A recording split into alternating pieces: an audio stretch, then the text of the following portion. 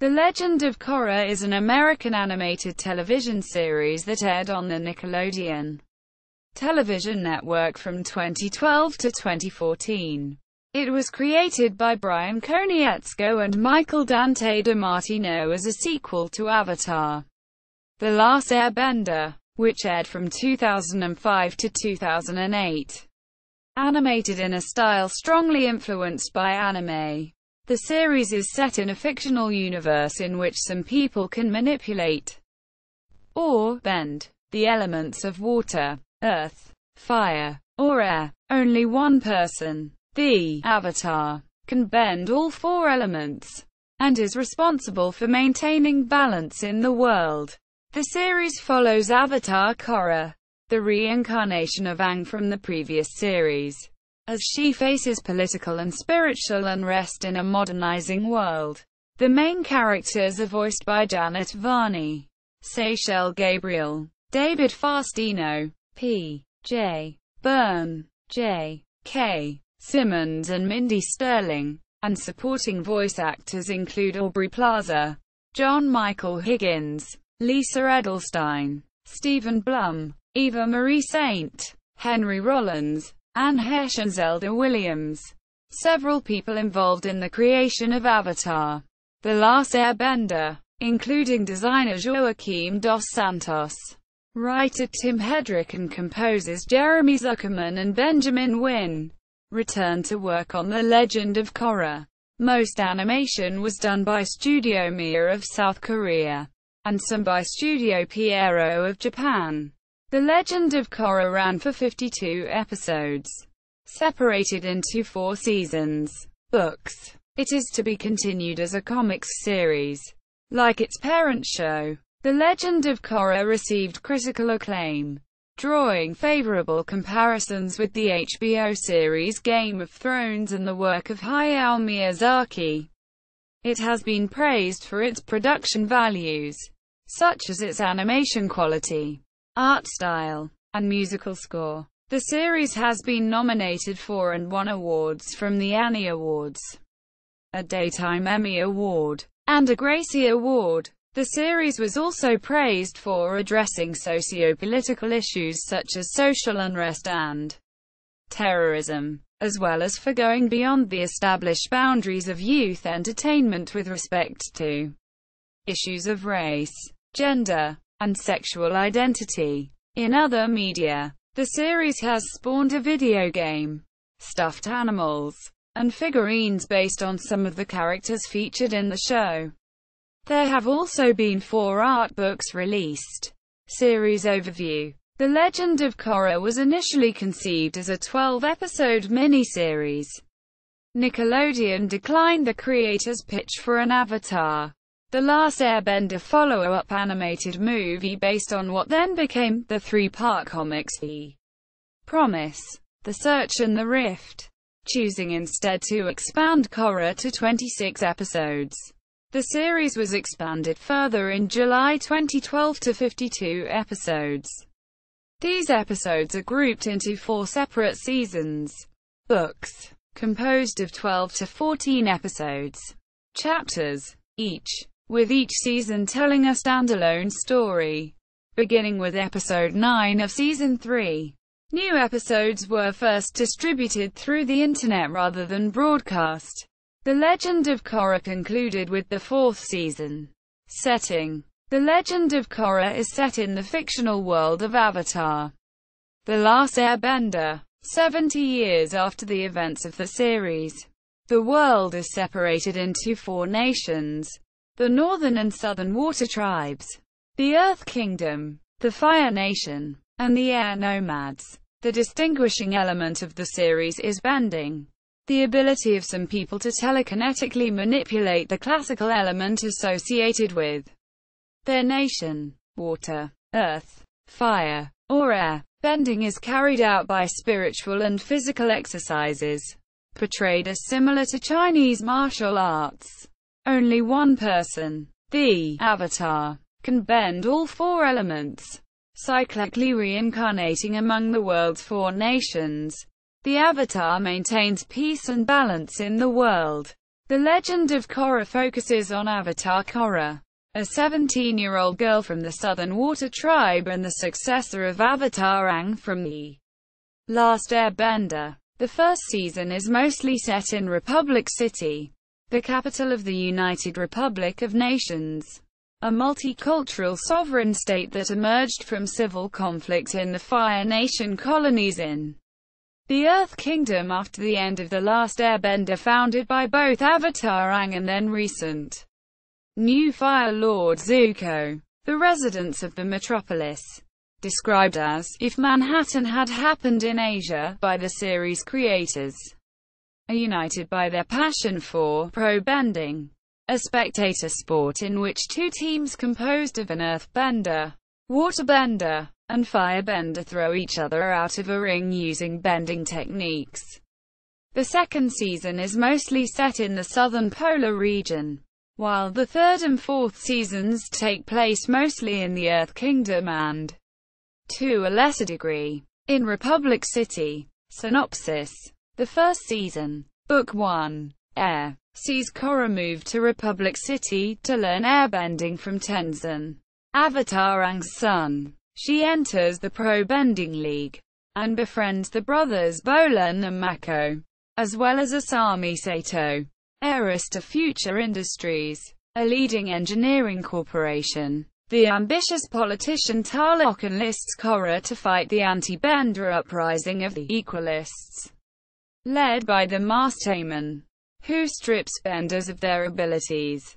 Korra and her friends, aided by Police Chief Lin Baifong and United Forces General Iroh, unmask Amon as a bloodbender and Tarlok's brother, ending the Equalist coup. A spiritual meeting with her predecessor Aang allows Korra to realize her powers and to restore the bending abilities of Amon's victims. The second season, Book 2, Spirits, begins 6 months later, with dark spirits terrorizing the seas. Korra turns to her spirit-attuned uncle Unalaq, chief of the Northern Water Tribe, for tutelage, and opens the polar portals to the spirit world at his direction. Unalaq then seizes power in the Southern Water Tribe by force, starting a civil war in which he is opposed by his brother, Korra's father, Tonrak. Seeking allies against Unalaq, Korra experiences the life of the first Avatar, one, who fused his soul with the spirit Rava to imprison her opponent Vachu. Aided by his twin children Esker and Desna, Unalaq frees Vaatu during the harmonic convergence, a decamillennial alignment of planets, and unites with him to become a dark avatar. As Korra fights this figure, her link to the previous avatars is broken, but with the help of Tenzin's daughter Jinora, she defeats Vaatu and Unalaq, and leaves the spirit portals open, allowing a new coexistence of spirits and humans. The third season, Book 3, Change, begins 2 weeks later with people all over the world discovering airbending powers as a result of the harmonic convergence. As Tenzin, Korra, and her friends recruit them to re-establish the extinct air nomads, the newly airbending criminal Zahir escapes his prison, frees his allies Gazan, Ming Hua, and Pli, and attempts to kidnap the Avatar. This fails thanks to the help of Suai and Baifong, Lin's previously estranged sister. Zahir and his team, members of the Red Lotus, an anarchic secret society, kill the Earth Queen, throwing her kingdom into chaos, and try to force Korra's surrender by taking the air nomads hostage, including Suayan's daughter Opal. In the final confrontation, Zahir's comrades are killed and he is captured by the air nomads led by Jinora. 2 weeks later, a weakened, wheelchair-bound Korra watches as Jinora is anointed an airbending master, and Tenzin rededicates the air nomads to service to the world. The final season, Book 4, Balance, is set 3 years later. Korra slowly recovers from the injuries incurred in the fight with Zahir, traveling the world alone and haunted by fear. Meanwhile, Suion's former head of security, Kuvira, reunites the fractured Earth Kingdom with the Metal Benders loyal to her, and refuses to release power to the unpopular heir to the throne, Prince Wu. At the head of her new, totalitarian, Earth Empire, Kuvira seizes Suion's city of Zaofu and sets her sights on the United Republic, which she claims for her nation. With Toph Beifong's help, Korra frees herself of the remnants of Zahir's poison. But after losing a duel to Kuvira at Zaofu, she allows Zahir to help her overcome her fears and fully reconnect with her avatar spirit, Rava. When Kuvira attacks Republic City with a giant mecha carrying a spirit-powered superweapon, it takes all the efforts of Korra and her friends, including the inventor Varrick and his assistant Zhu Li, to stop the Colossus. Only after Kuvira's weapon blows open a third portal to the spirit world, destroying much of the city, does she concede defeat. The series ends with the prospect of democracy for the former Earth Kingdom, and with Korra and Asami leaving together for a vacation in the spirit world. Cast and characters. Korra, Janet Varney, is the series' 17-year-old, headstrong and rebellious protagonist, and Aang's reincarnation as the Avatar. Her transformation from brash warrior to a spiritual being, according to DiMartino, is a principal theme of the series. The character was inspired by Bryan Konietzko's Pretty Tough Sister, and by female MMA fighters, notably Gina Carano. The series focuses on Korra and her friends, sometimes called Team Avatar, the Bending brothers Mako and Bolin, and the non-bender Asami. Mako, David Faustino, the older brother, is a firebender described as dark and brooding. The character was named after Mako Iwamatsu, the voice actor for Iroh in the original series.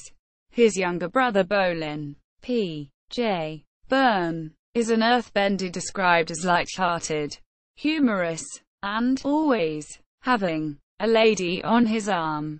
Asami Sato, Seychelle Gabriel, the only non-bender among the leading characters, is the daughter of the wealthy industrialist Hiroshi Sato.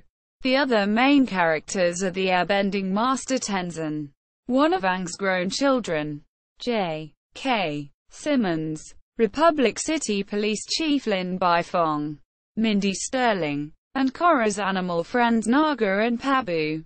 Both D. Bradley Baker, the voice of a number of animals including Appa and Momo in the original series. Pabu was inspired by Futa, a famous standing Japanese red panda. Tenzin's family include his wife Pema, Maria Bamford, and their children Jinora, Kin and Shipka, Ikki, Darcy Rose Burns, Milo, Logan Wells, and Rowan. Jinora is calm and an avid reader. Ikki is described as fun, crazy, and a fast talker. Milo is hyperactive, and Rowan is born during the third-to-last episode of Book 1. The romantic interests of Korra and her companions are less in the foreground than in Avatar, and feature mainly in the first two seasons. In Book 1, Bolin pines for Korra, who is interested in Mako, who dates Asami. By the end of the season, Mako has broken up with Asami and entered a relationship with Korra. This ends around the end of Book 2, during which Bolin suffers from an abusive relationship with the waterbender Eska. In the fourth season, Bolin dates the airbender Opal Beifong, while Asami and Korra become closer friends. The series' final scene indicates a romantic connection between them. Mike DiMartino wrote that the scene symbolizes their evolution from being friends to being a couple. Book 1 Air features two main adversaries for Korra: the Equalists' masked leader Eamon, Steve Blum, who has the power to remove a person's bending powers, and the ambitious, charismatic politician Tarlok, D. Bradley Baker, who resorts to increasingly repressive methods against the Equalists. Amon's lieutenant is voiced by Lance Henriksen, and Asami's father Hiroshi Sato by Daniel Dae Kim. Sato's character, the self-made founder of Future Industries, was inspired by Theodore Roosevelt and by the Japanese industrialists Keita Goto and Iwasaki Yataro. Both Amon and Tarlok are identified as the sons of mob boss Yokone. Clancy Brown. Spencer Garrett joined the cast as the voice for Raiko, the President of the United Republic. Korra is also supported by General Iroh Dante Basco, who voiced Zuko in the original series, a member of the United Forces who is described as a swashbuckling hero-type guy.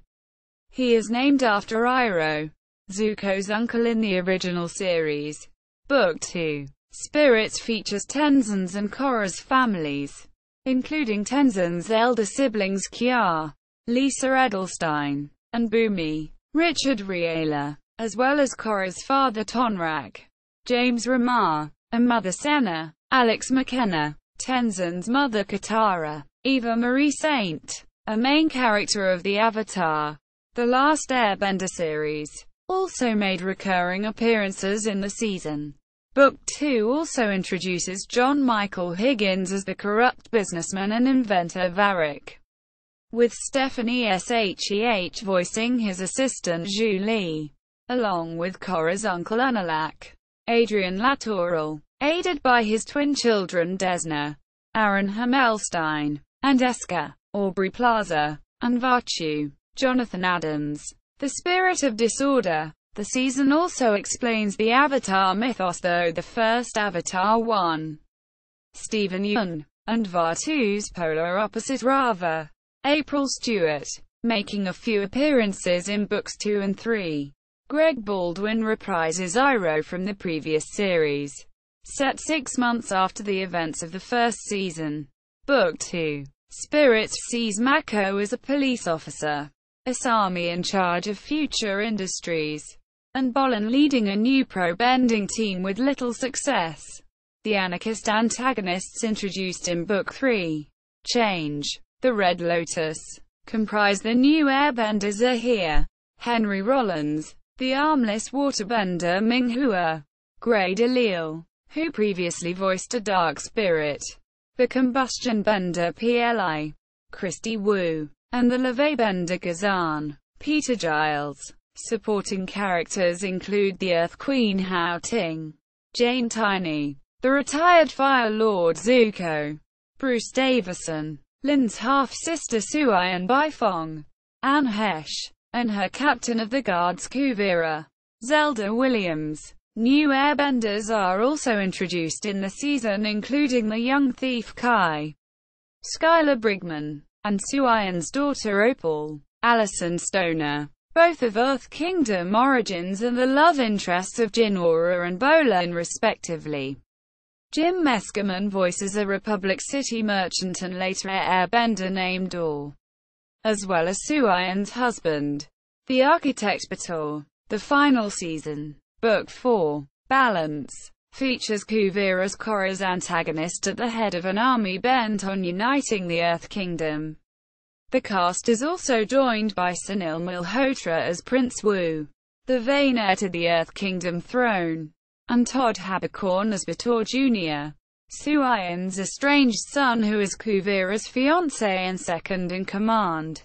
Felice Sampler voices the aged Toph Baifong, another returning character from Avatar whose young adult version was voiced by Kate Higgins in Books 1 and 3. April Stewart was cast as Zuko's daughter, Fire Lord Izumi, in a minor role. Production. Development. The Legend of Korra was co-created and produced by Bryan Konietzko and Michael Dante DiMartino, together referred to as Bright by fans, in reference to shipping naming conventions, at Nickelodeon Animation Studios in Burbank, California. To illustrate the length of the production process, about 10 to 12 months per episode, and the overlap of the various phases, Konietzko wrote in July 2013 that their team was already developing the storyboards for the first episode of Book 4 while the last episodes of Book 2 were not yet finished. Production of the series was announced at the annual Comic-Con in San Diego on July 22, 2010. It was originally due for release in October 2011. Tentatively titled Avatar, Legend of Korra at the time. It was intended to be a 12-episode miniseries set in the same fictional universe as the original show. But 70 years later, in 2011, the title was changed to The Last Airbender, Legend of Korra, and again in March 2012 to The Legend of Korra. The premiere was eventually delayed to April 14, 2012. Animation work was mostly done by the South Korean animation studio Studio Pierrot. According to animation director Yoo Jae-myung, Nickelodeon was initially reluctant to approve the series and suspended production because, unlike in almost all American animated series, the protagonist was a girl.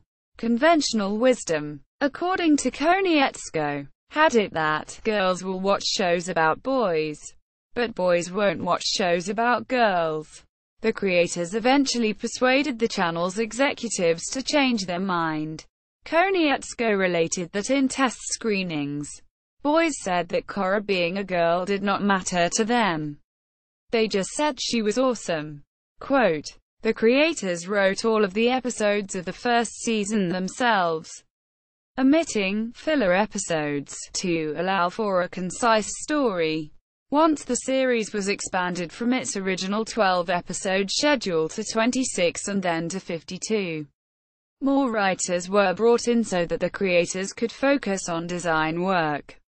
Joaquim Dos Santos and Roo Ki-hyun, who worked on the animation and design of the original series, also became involved with creating The Legend of Korra, as is storyboarder Ian Graham, Jeremy Zuckerman and Benjamin Wynn, who composed the soundtrack for the original series as the track team. Also returned to score The Legend of Korra. The second season, Book 2, Spirits, premiered on September 13, 2013 and concluded on November 22, 2013. It consists of 14 episodes. Animation work was done by the South Korean animation studio Studio Pierrot as well as the Japanese animation studio Studio Pierrot. Studio Pierrot was expected to solely work on Book 2, but executive director Jae-myung decided that Studio Pierrot would animate the Boondocks instead, because the animation process was less rigorous. Studio Pierrot was eventually called in to fill the void and animate Book 2.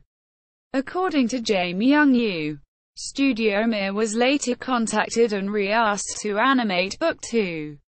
Yu feared that, if Book 2 failed, Studio Pierrot and Korean animators would have their reputations tarnished for Studio Pierrot's failures. Consequently, Studio Pierrot accepted the offer and worked alongside Studio Pierrot. The third season, Book 3, Change, aired its first 3 episodes on June 27, 2014. Soon after, some episodes were leaked online. It takes place 2 weeks after the events of Book 2, Spirits. Episodes 9 to 13 were streamed online, rather than being broadcast as a television program. Book 4, Balance, the final season, was produced in parallel to the previous 2 seasons.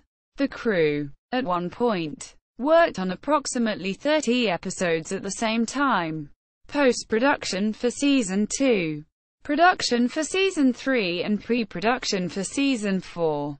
Some production steps, such as color correction and retakes, continued up until the date of the series finale, December 19, 2014. Season 4 started online distribution a few months after the third season's finale on October 3, 2014, after Nickelodeon cut the season's budget by the amount required for one episode. DiMartino and Konietzko decided to include a clips show, which reuses previously produced animation, as Episode 8, Remembrances. Instead of dismissing many of the creative staff, Studio Mir was helped by its companion studio, a subunit called Studio Reeve, while working on Book 4, concerning the development of the much-discussed final scene intended to show the friends Korra and Asami becoming a romantic couple. Bryan Konietzko explained that at first he and DiMartino did not give the idea much weight, assuming they would not be able to get approval for portraying their relationship. But during the production of the finale they decided to test that assumption, approached the network and found them supportive up to a certain limit. They decided to change the final scene from Korra and Asami only holding hands to also facing each other in a pose referencing the marriage scene a few minutes prior. Style. The Legend of Korra was produced mainly as traditional animation, with most frames drawn on paper in South Korea by the animators at Studio Mir and scanned for digital processing. Each episode comprises about 15,000 drawings. The series makes occasional use of computer-generated imagery for complex scenes or objects, most noticeably in the animations of the pro-bending arena or the mecha suits of the later seasons.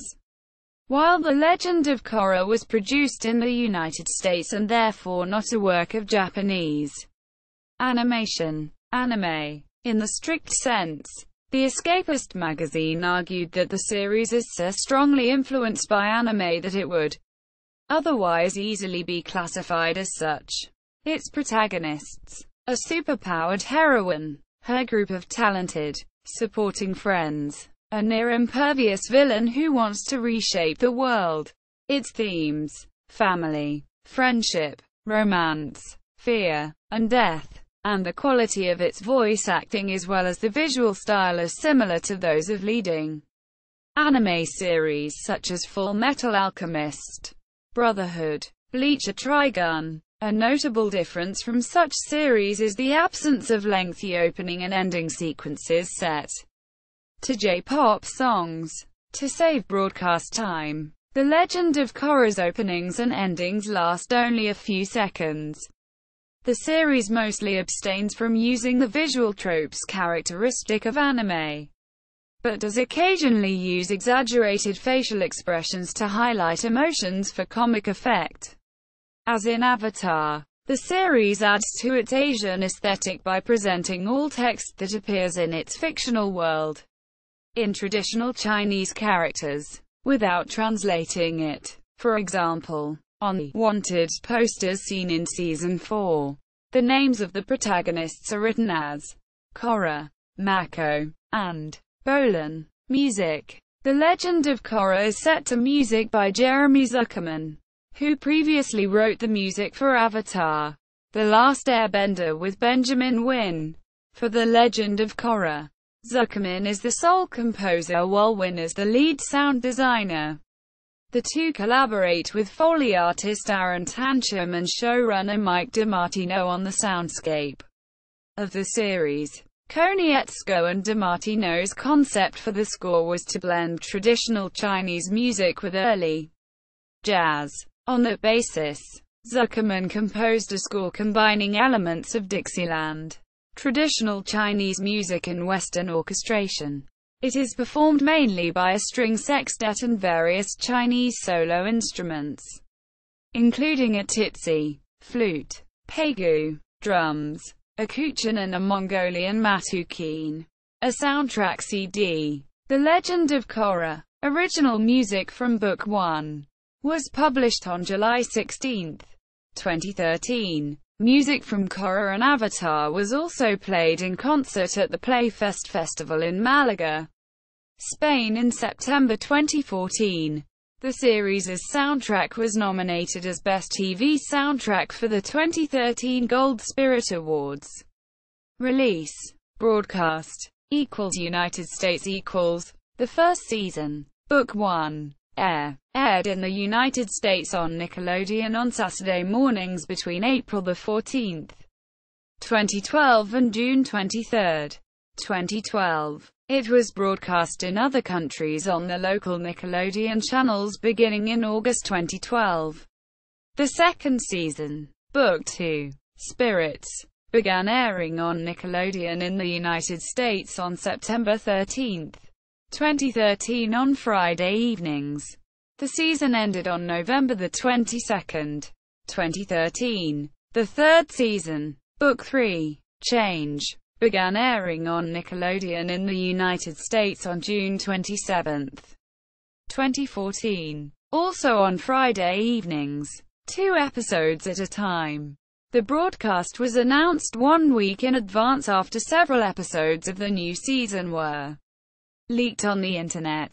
After the first 7 episodes aired to low ratings, Nickelodeon removed the last 5 episodes from its broadcast schedule.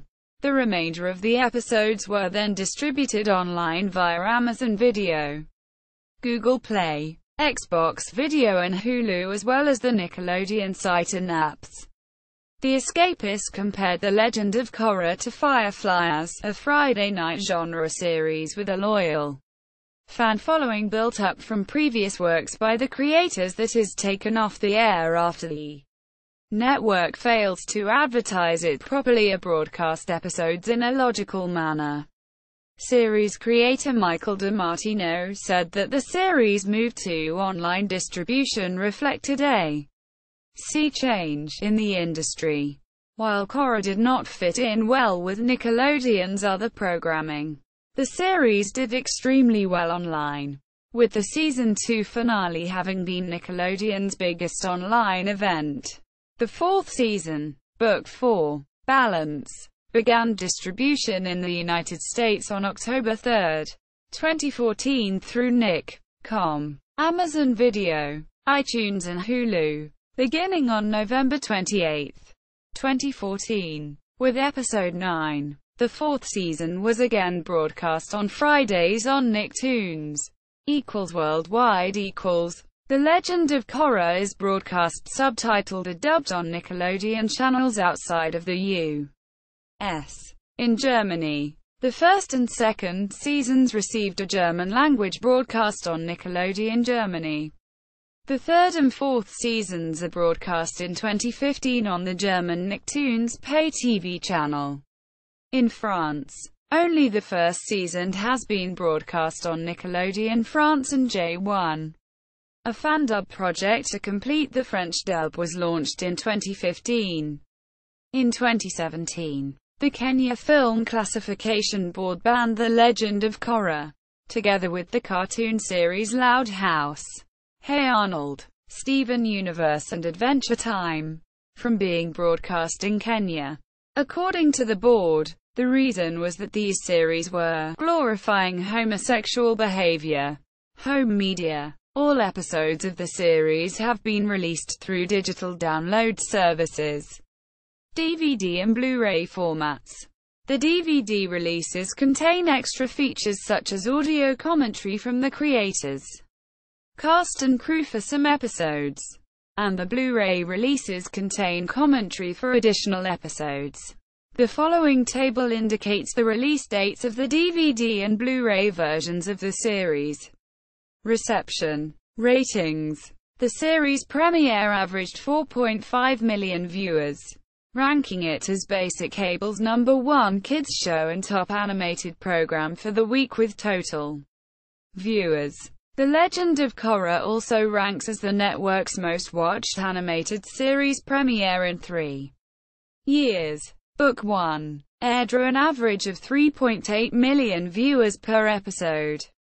This was the highest audience total for an animated series in the United States in 2012.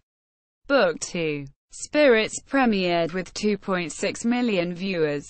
Suggested explanations for the reduced number of broadcast viewers were the long period between seasons, a change in time slot, Friday evening instead of Saturday morning, the increased availability of digital download services, and generally reduced ratings for the Nickelodeon channel. Book 3. Change aired on short notice in June 2014 after Spanish-language versions of some episodes were leaked on the internet. The season premiered with 1.5 million viewers. After declining TV ratings in the third season, Nickelodeon stopped airing the series on television and shifted its distribution to online outlets, where the show had proven to be much more successful. Critical response. The Legend of Korra received critical acclaim for its production values, the quality of its writing, its challenging themes and its transgression of the conventions of youth entertainment. On the review aggregator Rotten Tomatoes, the third season has a rating of 100% positive reviews, based on 5 reviews, with an average rating of 8.5 equals style and production values equals. David Hinckley of the New York Daily News wrote that the visually striking series is full of little tricks and nuances that only true fans will notice and savor, but nothing prevents civilians from enjoying it as well. Writing for Vulture, Matt Patches highlighted the second season's loose, handheld-style cinematography, challenging for an animated series, and the weird, wonderful, wildly imagined spirits fought by Korra, a kaiju parade with beasts that mirror velociraptors. Max Nicholson for IGN described the third season as easily the show's most consistent season to date, delivering complex themes, excellent storylines, and unmatched production values. And Oliver Sava, for the AV Club, characterized it as a truly magnificent season of television, delivering loads of character development, world building, socio-political commentary, and heart-racing action, all presented with beautifully smooth animation and impeccable voice acting, equals writing and themes equals. Before the first season's finale, Scott Thill of Wired hailed The Legend of Korra as the smartest cartoon on TV, able to address adult spiritual and socio-political concerns while presenting an alternately riveting and hilarious ride packed with fantasy naturalism, steampunk grandeur, kinetic conflicts, sci-fi weaponry and self-aware comedy.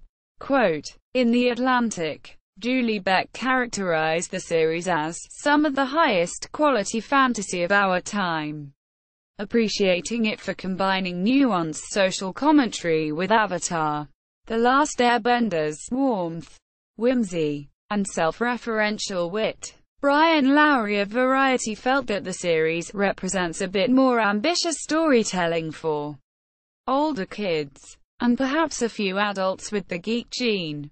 Quote, at TV.com, Noel Kirkpatrick commented favorably on how the second season of one of television's best programs handled the necessary quantity of exposition, and on its introduction of the theme of conflict between spiritualism and secularism. Covering the third season, Scott Thill at Salon described Korra as one of the toughest, most complex female characters on TV, despite being in a cartoon, and considered that the serial, lovely sequel to Avatar lastingly and accessibly critiques power, gender, extinction, spirit and more, all wrapped up in a kinetic tune as lyrical and expansive as anything dreamt up by Hayao Miyazaki or George Lucas. David Leversley at the Daily Beast recommended the series to those looking for beautifully shot and well-written fantasy on television, after the end of Game of Thrones' most recent season, noting that in both series, the fantastical and the outlandish are carefully balanced with human relationships and political intrigue. Several reviewers noted the socio-political issues that, unusually for an animated series on a children's channel, run through The Legend of Korra. According to Forbes, by telling some of the darkest, most mature stories ever animated, The Legend of Korra has created a new genre, the world's first animated television drama. Thill proposed that the Equalist's cause in Season 1 reflected the recent appearance of the Occupy movement, and DiMartino responded that though the series was written before Occupy Wall Street began, he agreed that the show similarly depicted a large group of people who felt powerless up against a relatively small group of people in power. Beck wrote that The Legend of Korra used magic to illustrate the growing pains of a modernizing world, seeing the rise of technology and capitalism, and taking halting, jerky steps towards self-governance, while portraying no side of the conflict as entirely flawless. Alyssa Rosenberg praised the show for examining issues of class in an urban setting, and a guest post in her column argued that the struggle between Korra and Eamon's Equalists reflected some of the ideas of John Rawls' Luck egalitarianism, praising the series for tackling moral issues of inequality and redistribution.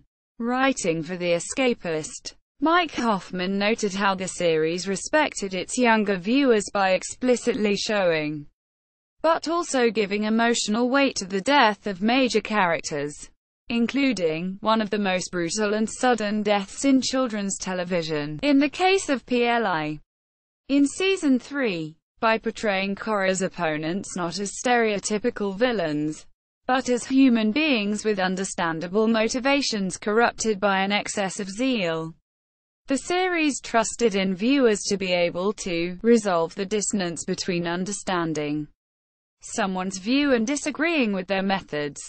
And, Hoffman wrote, by showing Korra to suffer from full-on depression at the end of the third season, and devoting much of the fourth to her recovery, the series helped normalize mental health issues, a theme generally unaddressed in children's television, which made them less oppressive for the viewers.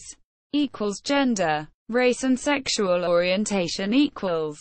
Summing up Book 4, Joanna Robinson for Vanity Fair described it as the most subversive television event of the year, noting how much of the season and series pushed the boundaries of what is nominally children's television by breaking racial, sexual, and political ground. It featured a brave, strong, brown-skinned female lead character as well as a bevy of diverse female characters of all ages, focused on challenging issues such as weapons of mass destruction, PTSD and fascism, and was infused with an Eastern spirituality based on tenets such as balance and mindfulness. Levesley also highlighted the many examples of well-written women, predominantly of color, in the series. Oliver Sava at the A.V. Club noted that the series had consistently delivered captivating female figures. He considered it to be first and foremost about women, and about how they relate to each other, as friends, family, and rivals in romance and politics. Moreover, according to Robinson, the series' final scene, in which Korra and Asami gaze into each other's eyes in a shot mirroring the composition of Avatar's final moments in which Aang and Katara kiss, changed the face of TV by going further than any other work of children's television in depicting same-sex relationships, an assessment shared by reviewers for TV.com, the A.V. Club, USA Today, IGN and Movie Pilot. Mike Hoffman, on the other hand, felt that Korra and Asami's relationship was not intended as particularly subversive, but as something the writers trusted younger viewers, now often familiar with same-sex relationships, to be mature enough to understand. Megan Farrokhmanesh of Polygon wrote that by portraying Korra and Asami as bisexual, the series even avoided the error of assuming sexual orientation, as many other TV series did, to be a strict divide between gay and straight. Accolades. The first season of The Legend of Korra received numerous accolades. It received 2 nominations for the 2012 Annie Awards.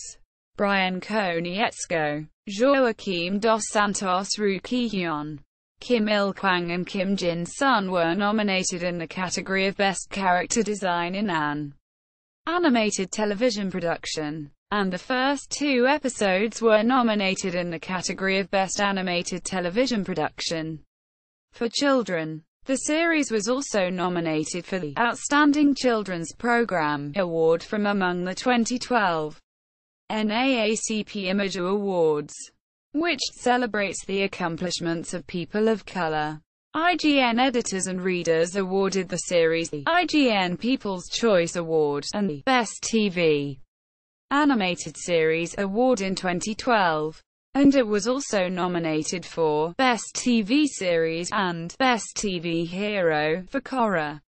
The series also took second place, after My Little Pony: Friendship is Magic, in a TV.com readers' poll for the Best Animated Series of 2012.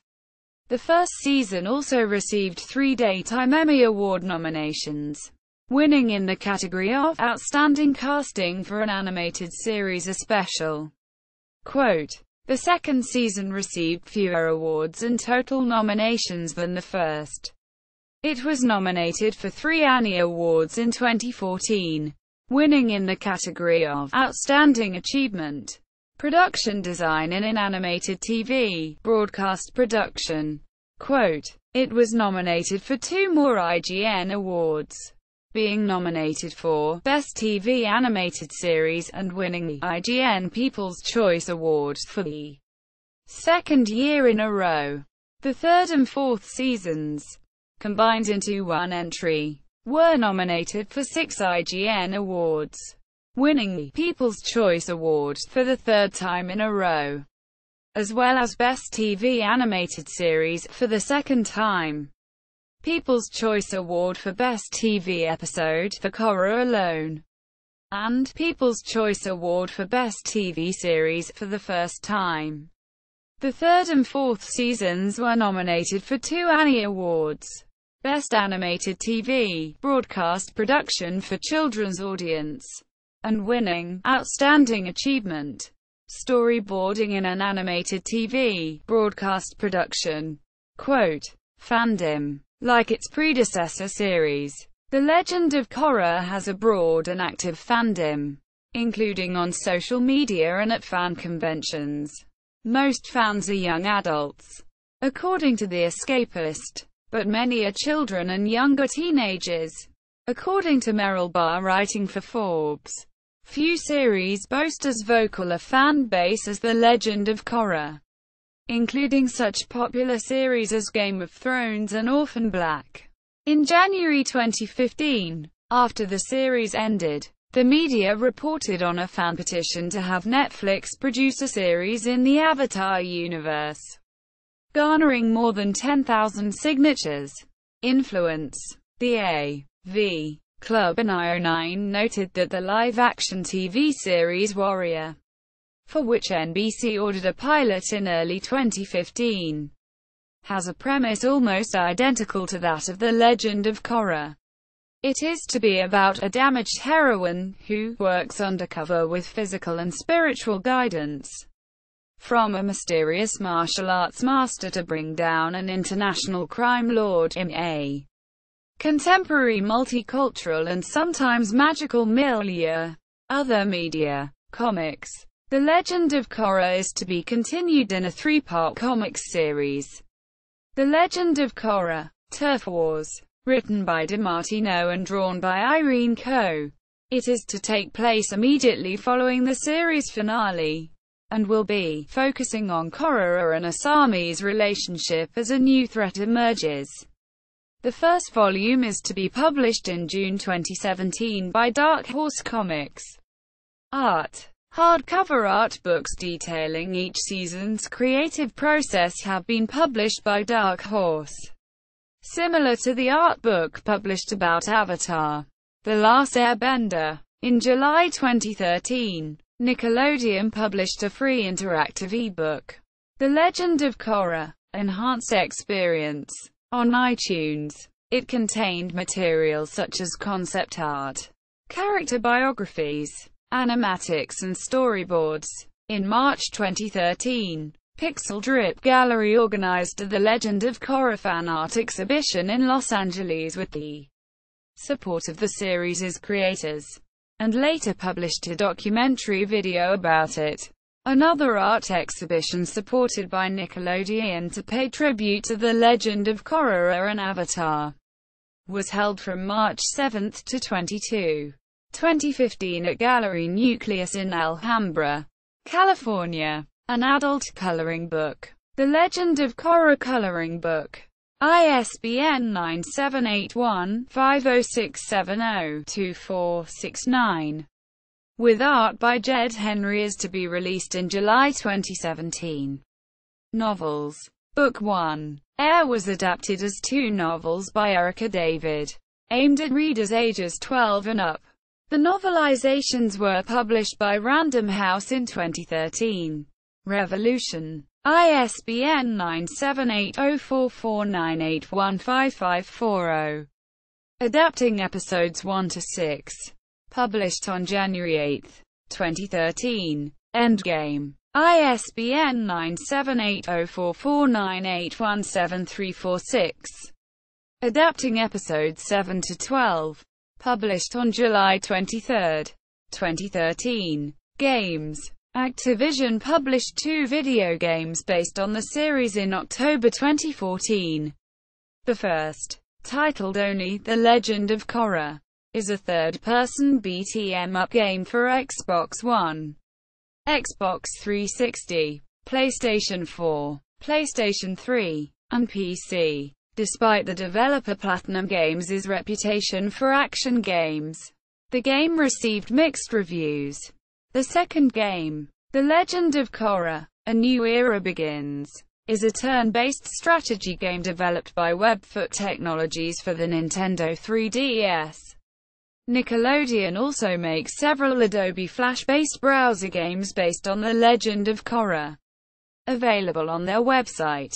IDW Publishing is to release a series of board games based on The Legend of Korra. The first will be an adaptation of the series' pro-bending game. It is to be financed through Kickstarter and released in fall 2017. Merchandise.